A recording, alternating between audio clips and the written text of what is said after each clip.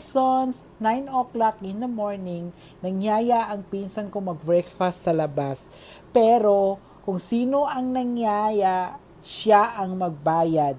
Sa sitwasyon ko ngayon, ako pang niyaya, ako pang magbabayad. O diba? San ka pa? So, yun na nga mga person, andito kami sa Agis Mall para mag-breakfast dito sa Kodo. So, nag-order kami ng breakfast offer nila sa halagang 18 SR. Meron ka ng itlog, beef, bread, and black coffee.